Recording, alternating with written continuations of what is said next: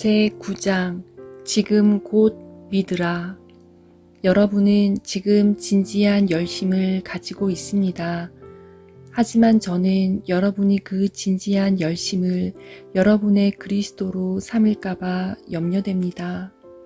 여러분이 여러분의 그 진지한 열심을 지금 즉각적으로 그리스도를 믿지 않아도 되는 이유로 활용할까봐 염려됩니다. 여러분은 여러분의 그 진지한 열심이 마침내 믿음에 도달하게 될 것이라고 생각합니다. 여러분은 여러분이 지금 품고 있는 그 진지한 열심이 충분히 강렬하고 또 충분히 오랫동안 지속되기만 한다면 틀림없이 믿음에 도달하게 될 것이라고 생각합니다. 그러나 진지한 열심이라 할지라도 잘못된 방향으로 설정되어 있는 진지한 열심이 있습니다. 그것은 바로 불신앙 가운데 있는 진지한 열심입니다. 예수를 순전하게 믿는 것을 대신하는 것으로서의 진지한 열심입니다. 절대 이런 진지한 열심을 가지고 양심의 경고를 잠재워서는 안 됩니다. 그것은 불신앙적인 열심입니다. 또 그렇게 해도 여러분에게는 아무런 유익도 없을 것입니다. 하나님께서 요구하시는 것은 하나님이 자기 아들에 관하여 이미 여러분에게 주신 기록을 순전하게 믿는 믿음입니다. 하지만 여러분은 다음과 같이 말합니다. 나는 예수 그리스도를 믿을 수 없습니다. 하지만 열심은 낼 수 있습니다. 그리고 그렇게 열심을 내면 그분은 감동을 받을 것이고 나에게 믿음을 주실 것입니다. 그러나 이것은 자기 의입니다. 여러분이 이렇게 말한다는 것은 여러분이 믿음과 진지한 열심을 모두 오해하고 있다는 사실을 보여줍니다. 믿음과 진지한 열심을 오해하되 하나님을 기쁘시게 하고 하나님의 호의를 얻기 위해서 여러분이 반드시 해야만 하는 그 무엇으로서 오해하고 있다는 사실을 보여줍니다. 여러분은 다음과 같이 말합니다. 믿음은 하나님의 선물입니다. 그러나 진지한 열심은 하나님의 선물이 아닙니다. 그것은 내 능력의 영역 안에 있습니다. 그러므로 나는 진지한 열심으로 수고할 것이고 분투할 것이며 기도할 것입니다. 머지않아 하나님께서 내 진지한 열심을 긍휼히 여기실 것이라고 소망하면서 그렇게 할 것입니다. 아니, 이렇게 진지한 열심을 무시하는 것은 하나님에게 있어서 너무나 불공정한 일이 될 것이라 은밀하게 생각하면서 그렇게 할 것입니다. 자, 생각해 보십시오. 성경 어디에서 불신앙적인 진지한 열심과 믿음 없이 은혜의 방편들을 활용하는 것이 믿음을 얻는 방법이라고 하나님이 말씀하신 적이 있습니까? 만일 하나님께서 한 번이라도 그렇게 말씀하셨다면 저는 여러분이 취하고 있는 입장에 대해서 반대할 수 없습니다. 하지만 저는 하나님께서 그렇게 말씀하신 구절을 성경에서 한 구절도 발견할 수 없습니다. 또한 사도가 구원을 추구하는 사람들을 다루면서 믿음을 얻는 방식으로서 이런 예비적인 과정을 제시한 구절을 한 구절도 발견할 수 없습니다. 제가 성경에서 발견하는 것은 다음과 같습니다. 사도들은 메시지를 듣는 사람들에게 오직 즉각적인 믿음과 회개만을 제시할 뿐입니다. 예수 그리스도께서 한편 손 마른 사람을 향해 손을 내밀라고 명령하셨던 것과 똑같이 사도들은 믿음의 위대한 대상이 되시는 예수 그리스도를 그들의 눈앞에 선명하게 제시한 후에 살아계신 하나님의 이름으로 그들에게 믿으라고 명령하면서 오직 즉각적인 믿음과 회개만을 제시할 뿐이었습니다. 한편 손이 마른 그 사람은 전적으로 무능력한 상태에 있었습니다. 그러나 그는 자신으로서는 도무지 할 수 없는 바로 그 일을 그 자리에서 즉각적으로 하라는 명령을 받았습니다. 오직 예수 그리스도만이 그에게 하도록 힘을 주실 수 있는 바로 그 일을 즉각적으로 하라는 명령을 받았습니다. 주님은 그 사람에게 예비적인 행위나 준비하는 노력과 분투, 그리고 은혜의 방편을 활용하는 것에 관하여 그 어떤 지침도 주시지 않았습니다. 이런 것들은 도저히 건널 수 없는 큰 구렁을 인간적인 장비들을 사용하여 건너가고자 시도하는 것입니다. 이런 것들은 자기 자신의 전적인 무력함이라는 두려운 문제를 회피하고자 하는 인간의 방법입니다. 이런 것들은 무능력에서 능력으로, 불신앙에서 신앙으로 살짝 미끄러져 들어가기 위하여 사람들이 사용하는 비성경적인 방법들입니다. 이런 것들은 하나님이 사람을 구원하는 일을 거들기 위해서 사람들이 세운 계획입니다.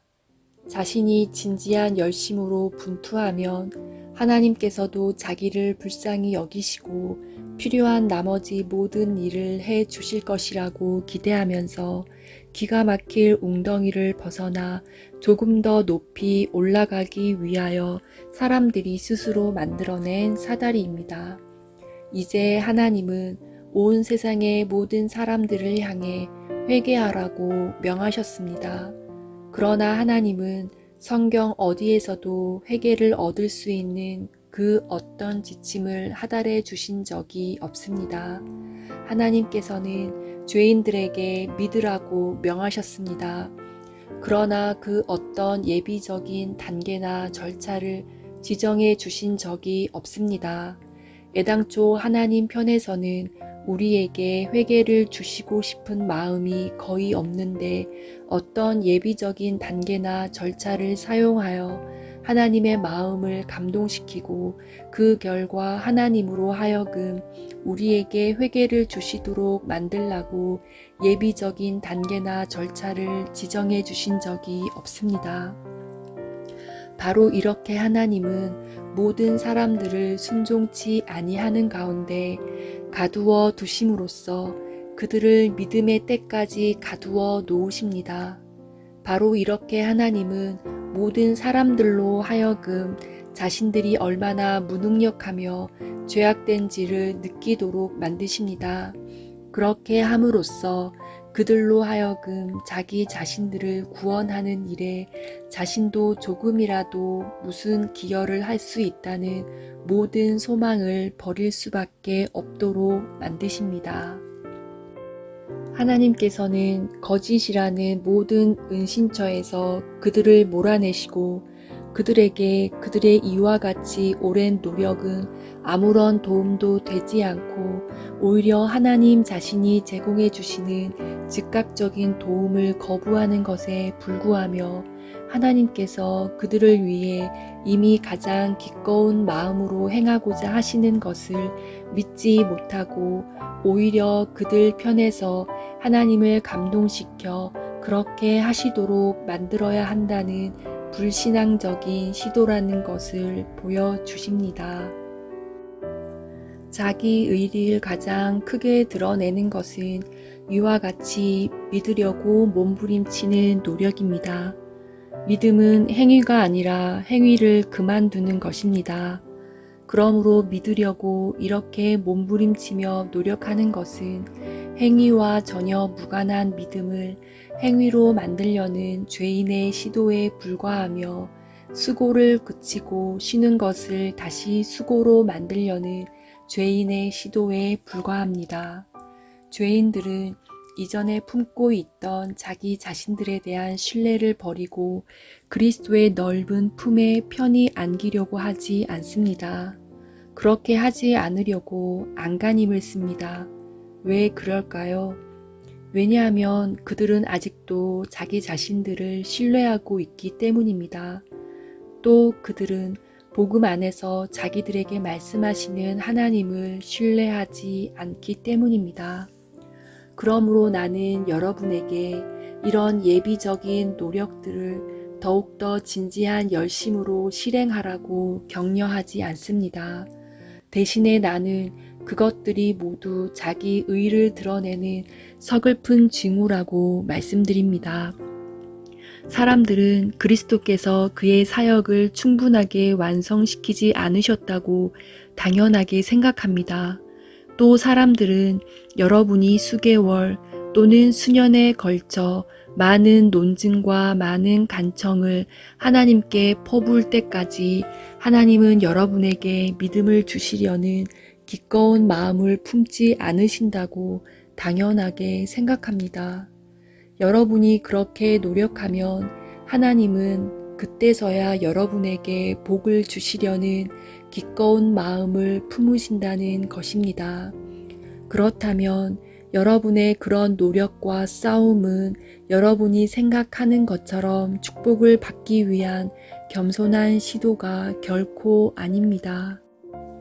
오히려 그것은 여러분 자신이 구사할 수 있는 어떤 방법으로 축복을 끌어당기거나 획득하려는 교만한 시도일 뿐입니다. 여러분이 아무리 모든 수단을 총동원하여 노력한다 할지라도 여러분은 성령 하나님으로 하여금 지금 이 순간 그분이 여러분에게 믿음을 주시려고 품고 계시는 기꺼운 마음보다 더 기꺼운 마음을 품도록 만들 수 없습니다. 그런데 우리의 자기 의는 이처럼 복된 진리를 받아들이지 않습니다. 이런 현실 속에서 만일 제가 이런 노력들에 대하여 여러분을 격려한다면 저는 여러분의 자기 의를 한껏 축혀 올리는 셈이 되고 성령의 이와 같은 은혜를 거부하도록 여러분을 조장하는 셈이 될 것입니다. 여러분은 나는 내 마음을 변화시킬 수도 없고 조금이라도 선을 행할 수 없습니다. 라고 말합니다. 저 역시 그렇게 말할 수밖에 없는 사람입니다. 그러나 저는 여기서 말하기를 그치지 않고 한 걸음 더 나아가 또 다른 것을 말합니다. 제 말을 잘 들어보십시오. 여러분은 여러분이 얼마나 무력한 존재인지 또 얼마나 큰 죄인인지 전혀 알고 있지 못합니다. 여러분은 여러분이 생각하고 있는 것보다 훨씬 더 그리고 훨씬 심각하게 무력한 존재요 큰 죄인입니다. 그런데 여러분이 자꾸 여러분 자신의 노력을 의지하려고 하는 것은 바로 이와 같은 사실을 분명하게 파악하고 있지 못하기 때문입니다.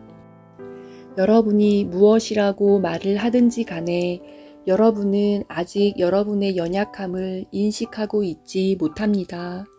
여러분이 하나님께로 나아가지 못하고 하나님이 여러분에게 가까이 오시지 못하는 이유는 바로 이것 때문입니다. 하나님은 여러분에게 믿고 회개하라고 명하십니다. 그런데 여러분은 예비적인 어떤 것을 대신 행함으로써 하나님께서 주신 이 명령과 즉각적으로 순종해야 하는 의무를 변형시킵니다. 여러분이 행하는 예비적인 어떤 것은 여러분이 느끼고 있는 두려움을 가라앉히고 여러분의 양심을 잠재울 수 있을지는 몰라도 여러분이 기대하는 것처럼 하나님과의 화해를 성사시키지도 못하고 더 안전한 상태, 더 구원받기에 좋은 상태로 여러분을 인도해 드리지도 못합니다. 이는 우리가 믿음으로 구원에 이르기 때문이요 마지못해 하시는 하나님으로 하여금 우리에게 믿음을 주시도록 설득하는 우리의 여러 가지 노력으로서 구원에 이르는 것이 아니기 때문입니다. 그런데도 여러분은 그런 예비적인 어떤 것들을 의존합니다. 하나님은 여러분에게 믿으라고 명하십니다. 그러므로 여러분이 믿지 않는 한 여러분은 하나님을 거짓말쟁이로 만들고 있는 것이며 진리를 거부하고 있는 것이며 거짓을 믿고 있는 것입니다. 왜냐하면 불신앙이라는 것은 실제로 거짓에 대한 믿음이기 때문입니다. 그렇습니다. 하나님은 여러분에게 믿으라고 명하십니다. 그러므로 여러분이 믿지 않는 것은 여러분의 죄 중에서도 가장 사악한 죄입니다. 그리고 하나님께서는 믿지 않는 것을 여러분의 죄 중에서도 가장 사악한 죄로 드러내심으로써 그렇게 하심으로써 여러분을 믿음의 때까지 가두어 두셨습니다. 그런데 만일 여러분이 이 죄를 경감시켜 보려고 노력한다면 또 만일 여러분이 다음과 같이 아첨하는 기름을 여러분의 영혼에 붓는다면 즉 여러분은 믿으려고 총력을 기울여 진지하고 근면하게 노력을 함으로써 믿지 않는 중한 죄를 가볍게 하고 있는 중이며 믿지 않는 상태를 덜 죄된 상태로 만들고 있는 중이라고 스스로에게 아첨하는 말을 한다면 여러분은 여러분의 양심을 속이고 있는 것입니다. 또 여러분은 하나님의 손길, 곧 불신앙이 죄라는 사실을 깨닫게 함으로써 여러분으로 하여금 믿음으로 나아가지 않으면 안 되도록 만드시는 하나님의 손길을 멀리 내팽개쳐 버리고 있는 것입니다. 제 기억으로는 지금까지 이 점에 관한 기록 중에서 훌러에 져서 모든 사람이 영접할 가치가 있는 복음보다 더 탁월한 기록이 없는 듯합니다. 훌러의 글을 여기에 조금만 인용해 보겠습니다. 영혼의 구원을 얻고자 한다면 예수 그리스도를 믿어야 한다고 육적인 마음을 가진 회중들에게 호소하는 것은 바로 목사들의 의무입니다. 뿐만 아니라 예수 그리스도를 믿는 것에 미치지 못하는 그 어떤 것이나 믿음을 포함하거나 수반하지 않는 어떤 일을 행하도록 그들에게 호소하는 것은 바로 목사인 우리들이 빠지기 쉬운 위험입니다. 지금까지 우리는 회심하지 않은 사람들을 다루는 일에 있어서 초대교회 설교자들의 정신에서 크게 벗어난 그와 같은 타협적인 방식에 빠져들었습니다. 우리들이 예배를 드리는 처소에서 현재 이루어지고 있는 것처럼 모든 종류의 죄인들이 지극히 평온하게 앉아 있을 수 있는 것은 바로 우리들이 그와 같은 타협적인 방식에 빠져들었기 때문입니다. 그리스도와 그의 사도들은 일말의 주저함도 없이 죄인들을 향해 회개하고 복음을 믿으라고 외쳤습니다. 그러나 우리는 죄인들을 가련하고 무기력하며 부패한 피조물로 여기면서 기독교 목회 사역의 이 부분을 버리는 성향을 가지고 있습니다. 우리의 회중들은 여전히 그리스도의 원수로 머물러 있는데도 불구하고 우리들은 회개하고 복음을 믿는 것이 그들의 능력 너머에 있다고 여기면서 그들이 할 수 있는 것들을 하라고 간청하는 것으로 대신 만족하고 있는 듯 합니다. 가령 모임에서 예의 바르게 행동하는 것, 성경을 읽는 것, 그리고 은혜의 방편에 참여하는 것 등등 말입니다. 바로 이것 때문에 여전히 그리스도의 원수로 살고 있는 회중들이 우리의 집회에서 마음 편히 앉아 있는 것입니다. 하지만 이것은 그들에게 아무런 죄책도 없다는 것을 의미하기 때문에 그들은 자신들에게 요구되는 것이라고는 오직 가만히 앉아서 주님의 시간을 기다리는 것뿐이라는 생각을 가지고 태연하게 앉아 있는 것입니다. 그러나 이것이 과연 성경이 말하는 신앙입니까? 선지자들이나 사도들이 죄인의 마음에 군림하는 그리스도에 대한 미움의 결과인 그와 같은 종류의 무능함을 어떤 변명의 구실로 다루었다는 말씀이 성경 어디에 쓰여 있습니까? 그리고 선지자들과 사도들이 죄인들을 권면하는 일에 있어서 그 죄인들이 여전히 하나님의 원수로 존재하고 있는데도 불구하고 너희들이 할 수 있는 것들을 이행하라 고 비굴하게 고개를 숙인 사례가 어디 있습니까? 선지자들과 사도들은 자신들의 회중이 자신들의 메시지에 반응할 수 있는 능력을 소유하고 있지 못하다는 사실을 알고 있었지만 그것을 핑계 삼아 모든 메시지에서 영적인 본질을 제거하지 않았습니다.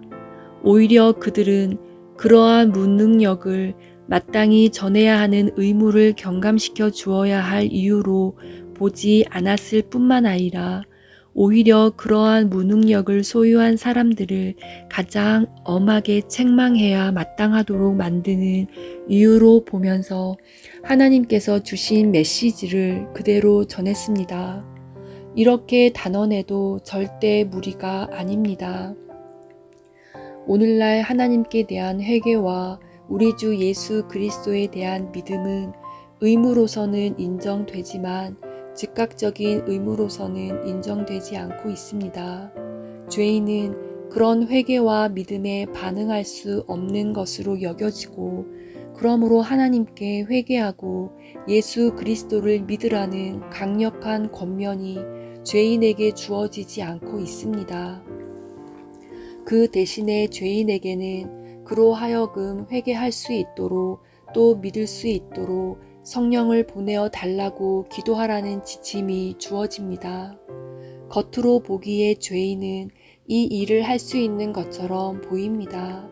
사실 죄인의 마음에는 그와 같은 종류의 모든 일에 대한 혐오감이 존재하고 있는데도 말입니다. 그러나 만일 어떤 사람에게든 성령을 받기 위해서 기도하라는 권면이 주어진다면 그 기도는 반드시 다음 두 가지 중에 한 가지여야만 합니다. 진실되이 예수 그리스도의 이름으로 진실되게 이루어지는 기도이거나 예수 그리스도의 이름을 의지하는 것 외에 다른 방식으로 거짓되게 이루어지는 기도이거나 두 가지 중에 한 가지이어야만 합니다. 제 생각으로 후자의 경우는 하나님이 보시기에 가증스러운 기도이고 그렇기 때문에 하나님께서는 이런 기도를 들으실 수 없으십니다. 이 점에 대해서 이의를 제기할 사람은 아무도 없을 것입니다. 그리고 전자의 경우 육적인 마음에 있어서 그렇게 기도한다는 것은 회개하고 예수 그리스도를 믿는 일만큼이나 어렵고 거슬리는 일입니다. 실로 예수 그리스도의 이름으로 진실되게 기도한다는 것과 회개하고 예수 그리스도를 믿는다는 것은 동일한 것입니다. 왜냐하면 예수 그리스도의 이름으로 드려진 신령한 축복에 대한 진실한 간구는 다른 것이 아니라 믿음의 기도이기 때문입니다. 제가 우리의 양심에 분명하게 새겨놓고 싶은 중대한 사실은 불신앙 안에 있는 끔찍한 죄책입니다. 불신앙 속에 계속 머무는 것은 죄 중에서도 가장 사악한 죄 가운데 계속 머무는 것입니다. 그리고 여러분이 말하는 것처럼 어쩔 도리가 없다는 이유로 불신앙 속에 계속 머무는 것은 여러분의 죄를 가장 심하게 악화시키는 것입니다. 상습적인 주정뱅이도 자신은 술을 끊을 수가 없어서 어쩔 수가 없어서 그렇다고 말합니다. 상습적인 맹세꾼도 자신은 맹세하는 일을 중단할 능력이 없어서 어쩔 수가 없어서 그렇다고 말합니다. 상습적인 불신앙자도 자신은 불신앙을 버리고 믿음을 가질 수 있는 능력이 없어서 어쩔 수가 없어서 그렇다고 말합니다. 여러분은 상습적인 주정뱅이의 핑계를 인정할 수 있습니까?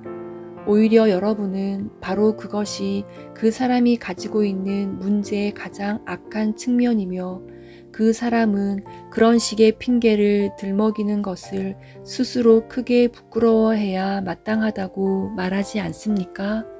그런 핑계를 대는 상습적인 주정뱅이에게 여러분은 다음과 같이 말합니까? 나도 내가 술 취하는 습관을 버릴 수 없다는 사실을 잘 알고 있다. 하지만 너는 하나님께 나아가 이런 습관을 끊을 수 있도록 해달라고 기도할 수 있고 어쩌면 하나님은 너의 기도를 들으시고 그렇게 할 수 있도록 능력을 주실지도 모른다. 이렇게 말하는 것은 술 마시는 것과 기도하는 것을 번갈아 가면서 하라고 말하는 것이나 전혀 다를 바 없지 않습니까? 그리고 어쩌면 하나님께서 그의 술 취한 기도를 들으시고 그에게 금주할 수 있는 능력을 주실 것이라고 말하는 것이나 전혀 다를 바 없지 않습니까? 여러분은 결코 이런 식으로 술 취함의 문제를 다루지 않을 것입니다. 하물며 불신앙의 문제를 그와 같은 식으로 다루어야 하겠습니까? 절대 그렇게 해서는 안 됩니다. 오히려 불신앙이 가지고 있는 말로 형용할 수 없는 죄책을 강력하게 부각시켜야 마땅하지 않겠습니까? 그리고 죄인이 나는 내 불신앙을 어쩔 수가 없어요 라고 말하는 것은 곧 스스로 가장 두려운 유죄 판결을 선언하고 있는 것이며 또 나는 하나님을 불신하지 않을 수 없어요. 나는 하나님을 혐오하지 않을 수 없어요. 나는 하나님을 거짓말쟁이로 만들지 않을 수 없어요. 라고 말하는 것이며 나는 도둑질과 거짓말과 맹세하는 것을 어쩔 수가 없어요. 라고 말하는 것이나 다를 바 없다는 사실을 입증해야 마땅하지 않겠습니까? 결코 불신앙을 일컬어 불운이라고 말하지 마십시오. 불신앙은 악독한 죄입니다. 불신앙의 뿌리는 마음의 지독한 사악함입니다. 마음이 얼마나 단호하게 사악하면 그렇게 고집을 피우며 믿지 않으려고 하겠습니까? 우리의 영혼이 지극히 크게 부패되어 있고 하늘로부터 소생시켜 주시는 은혜를 필요로 하고 있다는 것은 분명한 사실입니다. 하지만 이것은 불신앙에 대한 구실이 되지도 못하고 죄 중에서도 진실로 가장 사악한 죄인 불신앙을 덜 심각한 죄로 만들지도 못합니다. 만일 우리가 전적으로 무능한 상태에 있다는 것과 마음이 완고한 상태에 있다는 것 때문에 우리의 죄책이 덜해진다면 우리가 더 크게 사악할수록 우리의 죄책은 더 줄어들어야 마땅하다는 논리가 성립하게 됩니다. 죄를 사랑하는 나머지 무슨 일이 있어도 죄와 결별하지 않으려고 고집을 부리는 죄인은 죄인 중에서도 괴수입니다. 나는 하나님을 사랑할 수 없습니다. 라고 말하는 사람은 자기 자신을 죄인 중에 괴수로 스스로 천명하는 것입니다. 그러나 나는 하나님을 믿을 수도 없습니다. 라고 말하는 사람은 모든 죄 중에서도 죄질이 가장 나쁘고 가장 큰 형벌을 받아야 하는 죄를 하나 더 자기 자신에게 얹고 있는 중입니다. 한순간의 불신앙, 믿지 않는 영혼의 단 한 가지 행동 안에 포함되어 있는 말로 형용할 수 없는 죄책은 얼마나 큰지요. 20년 또는 60년 동안 계속되는 불신앙에 포함되어 있는 말로 형용할 수 없는 죄책은 얼마나 더 큰지요. 도둑질을 단 한 번만 해도 그것은 지탄을 받아야 마땅한 죄입니다. 하물며 습관적으로 도둑질을 하는 도둑이 된다는 것은 얼마나 더욱 지탄을 받아야 마땅한 죄인지요. 우리는 어떤 사람이 술에 만취하면 그 자체를 나쁘다고 생각합니다. 하물며 우리가 그 사람에 관하여 그 사람 맑은 정신일 때가 한 번도 없지. 라고 말할 수밖에 없다면 그것은 얼마나 더 나쁘겠습니까? 아직까지도 그리스도를 알지 못하는 사람을 향한 우리의 비난도 그와 똑같습니다. 우리는 그런 사람에 대해서 다음과 같이 말할 수밖에 없습니다. 그 사람은 한순간이라도 그리스도를 믿은 때가 없습니다. 그 사람의 삶은 불신앙으로 점철된 삶이요. 그렇기 때문에 혹 그 사람이 조금이라도 예배를 드린다 해도 그것은 헛된 우상숭배로 점철된 삶을 살아가는 것일 뿐입니다. 그 사람에게 새롭게 주어지는 시간은 불신앙을 새롭게 실천하는 데 사용됩니다. 도둑질과 술 취함과 살인이 비록 끔찍한 죄이지만 그 앞에서는 사소한 죄가 되어버리는 그런 죄 중에서도 가장 사악한 죄, 모든 죄 중에 죄를 새롭게 짓는 데 사용합니다. 영혼을 위해서 근심하는 이들이여, 이와 같은 불신앙의 죄됨에 대한 생각이 여러분의 양심을 철두철미하게 찌르도록 하십시오. 하루 동안도 아니고 한 시간도 아니고 일평생 동안 믿지 않는 사람으로 살아가는 것이 과연 무엇을 의미하는지를 생각하고 두려워 떨도록 하십시오.